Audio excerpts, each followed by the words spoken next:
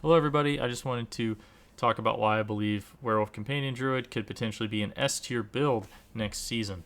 Now, I know that sounds crazy, but there's some new aspects that are going to be added in that are going to pretty much fix all the problems. And Shepherd's aspect is already being changed, and we know that's a confirmed 100% going to happen. So I don't know if these other aspects that they didn't note in those patch notes are maybe going to be added in, because keep in mind the patch notes can change.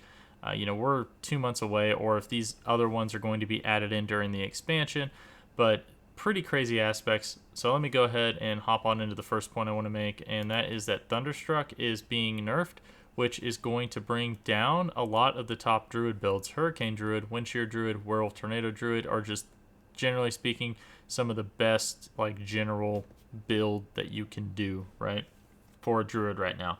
All of which rely on Thunderstruck. Now, they did get compensation buffs to the fact that they were also losing Shepherd's aspect, but I don't know if it's enough to make up for the fact that they're going to be seeing such a massive reduction from Thunderstruck. I mean, you're talking losing Shepherd's aspect is like 180%, and then you lose Thunderstruck, people were getting like 100% bonuses plus with that. So it's like you're making them lose like 250% damage. So who knows? Maybe the compensation buffs will be enough to keep them alive.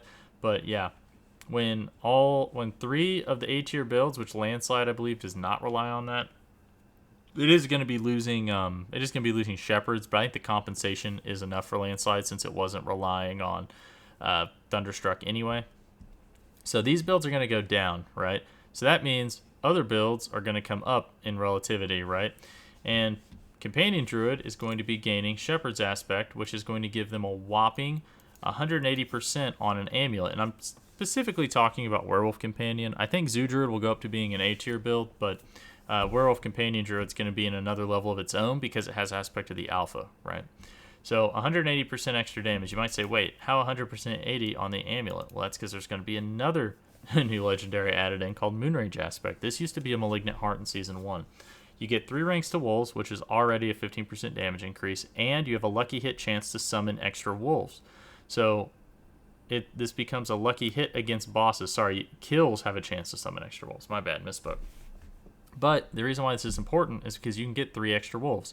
So you can have 6 wolves following you around now, which means it's going to buff your wolf damage every single time you summon one of these, right? So when you have 3 of these out, you're going to have a total of 12 companions out when you also put ravens and poison creeper on your bar, which is pretty much going to be like required. I don't see how that couldn't be required now for the build. So that's going to be just really just insane, just in general, just absolutely like insane damage increase for Werewolf Companion, right? On top of that, you have to remember that they do passive damage. So when you have more wolves, that means you have more passive damage coming out. The active damage also is based upon how much wolves you have. Each wolf does its own individual amount of damage. So that's going to make your active even crazier. It's going to make your passive damage even crazier. Like your passive damage on bosses is going to be insane because now, I mean, the passive damage you have like, God, you're hitting in like multiple millions now, like per auto attack with the wolves. I mean, if you have super good gear, you're probably hitting for like 15 million in auto attack with the wolf, right? And you're going to get 3 more of those. So that's just bonkers, right? And that's before this. That's before this. So who knows how much damage companions are going to be doing after this change? Like those passive damage hits are going to be massive, right? So that's the damage perspective of it, right? So the next thing is we have Rushing Wilds. This is going to help with our speed. This is going to make it to where we throw this on our boots, we're going to have our 100% speed boost. The biggest issue with the build is going to be a lack of access to Unstoppable, but I think with the damage increase, it's like it'll be like a you kill them before they kill you kind of thing, and you can always just run, Metamorphosis if you're pushing high pits or something like that. Otherwise, you're probably going to be wanting to run this because it's just super good.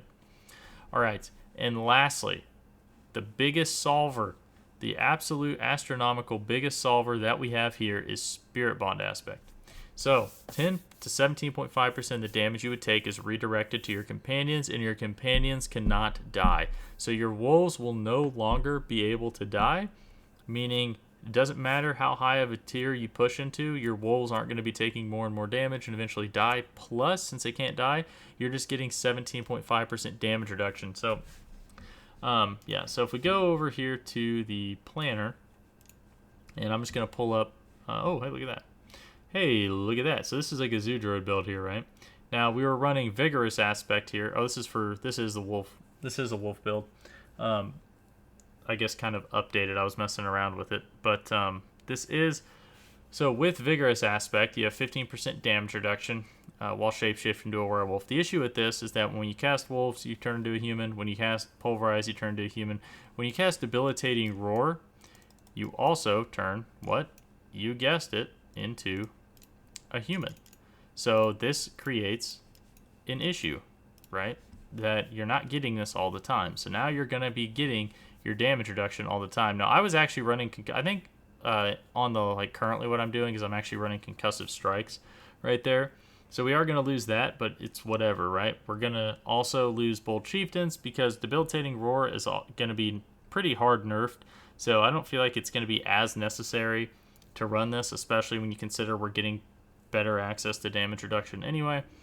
And then we're also, with Moonrise, we're getting virtually the same thing and more, right? So the +3 ranks, that's going to give us like 15% extra damage. Plus we're getting the extra wolves. That's way better than Unsatiated. So we're going to end up moving Stampede down here, Shepherds to the Necklace, and then Moonrage onto here. And then boom, you're going to have just a ton of a very, very high damage build, right?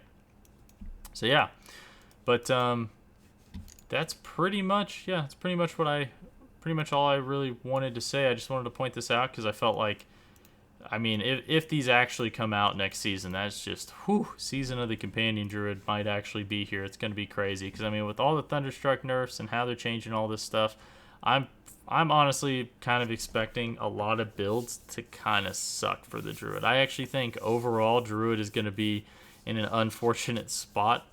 But that being said, I might be wrong. I'm hoping the compensation buffs were enough, but I don't know. I'm just not really seeing it, but who knows? We'll see. But anyways, guys, thanks for watching. Like, subscribe if you want to see more. I'll see you next time. Thanks.